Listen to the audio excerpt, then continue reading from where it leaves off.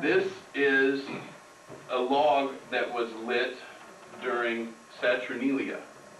Saturnalia was the worship of Saturn during the winter solstice, which we in return replaced with the 12 days of Christmas. This later would become called the Yule log.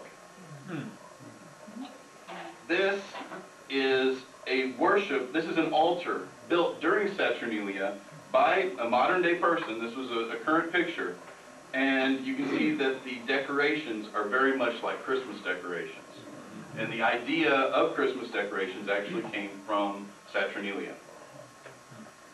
So you can start to put together a little bit of, okay, this is getting way out there.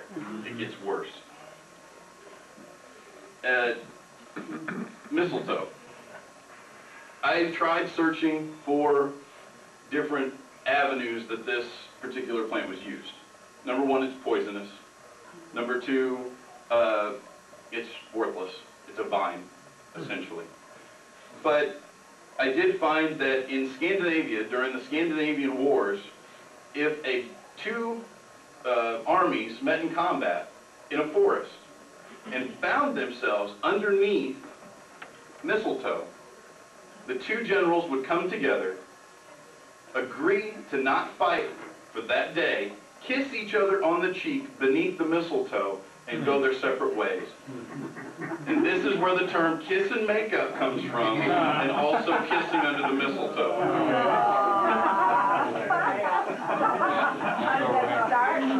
It was in Scandinavia. It was just something that they did in their battles during the Scandinavian Wars. But while researching this, I found this image. This is a god of the Nordics. Notice his head is also illuminated. Yeah. He is a god of light and beauty. He is also worshipped, but it was said that only magic mistletoe could kill him. And I thought, okay, so whatever. I thought that the image was eerie because of the other images before that, but he had to be killed with mistletoe. Okay. And they've tried to form mistletoe arrows, and they tried to poison him with mistletoe, and they tried to do everything to kill him.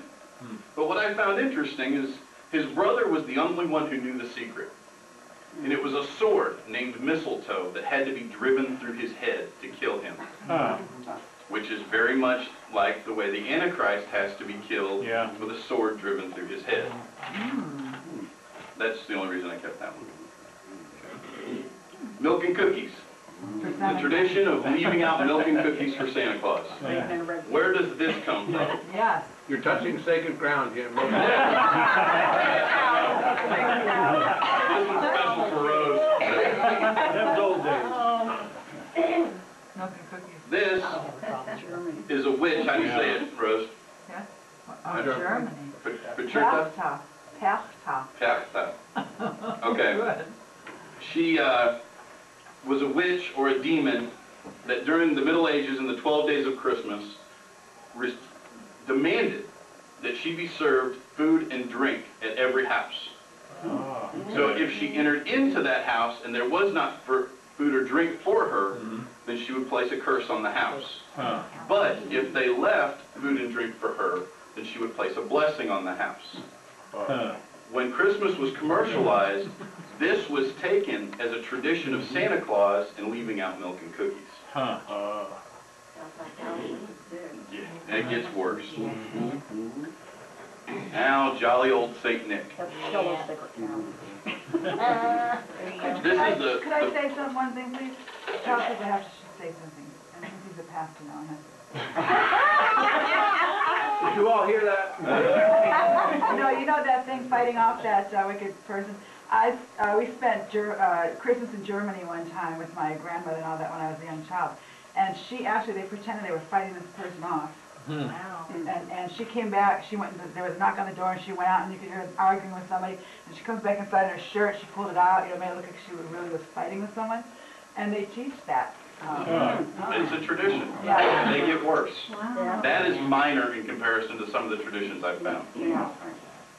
This is the first American rendering of Santa Claus by Thomas Nast. And that was back in the 1880s. 1889 to be as a matter of fact. And Christmas was actually a marketing gimmick that was centered around a character that could be observed by the immigrants that were coming into New York during the early 1920s. So they took on the German traits, the Hungarian traits, the different traits of St. Nicholas that the people in Europe had been observing for years, applying it to a centralized character, being Santa Claus, and getting these immigrants to spend their money at one time of the year. It was commercialized. They were commercializing it.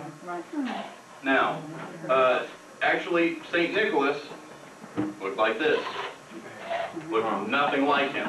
Absolutely nothing like him. As a matter of fact, St. Nicholas was only credited with one gift-giving event in all of his life. Everything else is legend and folklore.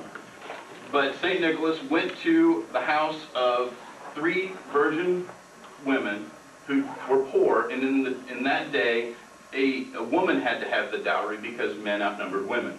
So the woman had to have the dowry to be married. These 3 virgins had 2 choices: come up with a dowry or fall into prostitution. St. Nicholas was approached by their father. St. Nicholas then, in return, snuck into their house, filled their socks that they had hung by the fire with money, and left. They woke up the next morning to have a dowry. But to avoid St. Nicholas actually breaking into their house and telling people that St. Nicholas had broken into their house, it was a miracle. It was magic. And it made him the saint. I mean, there are other things that he did that made him a saint, things that he did in Israel, when he lived in Israel, and things that he did in else. I mean, he's noted for many miracles, but the only time he is noted for actually giving a gift is at this time, and it's where the tradition of hanging a stocking on your fireplace to receive magic gifts from a magic Santa Claus. This is a German depiction of Father Christmas riding the Yule goat. And the reason I have this in here is because of what I'm about to show you next. What I'm about to show you next is extremely disturbing. And it's a tradition that's honored in Austria. And I believe that St. Nicholas was not riding a Yule goat, but very possibly, where am I at? Here we go.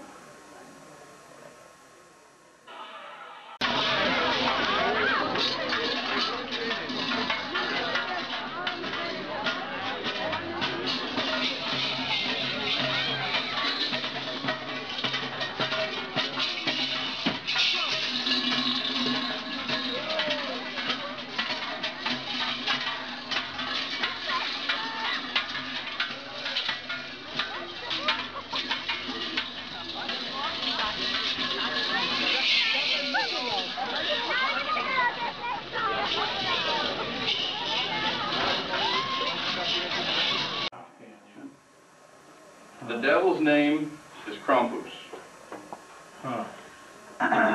which he doesn't actually deserve a name, but the name is Krampus. And December 5th, Krampus is observed, Krampus Day, where all of the children who are misbehaving children pray at the feet of Krampus to forgive them of anything that they have done wrong, so Krampus will not put them in a bag, drag them through the streets, beating them with a stick. Where is that? In Austria and most of Germany, and most of what used to be the Eastern Bloc. The Ukraine and... Yeah, I can't remember what it was exactly, but that could have been it too. There was some violent act that was going on. And she was defending us to this person. And that could be defending you from Krampus, who would come and beat you with a stick. St. Nicholas Day falls on December 6th. If Krampus did not take you on December 5th, then you will receive gifts from St. Nicholas on December 6th. And it's obvious that this is demonic.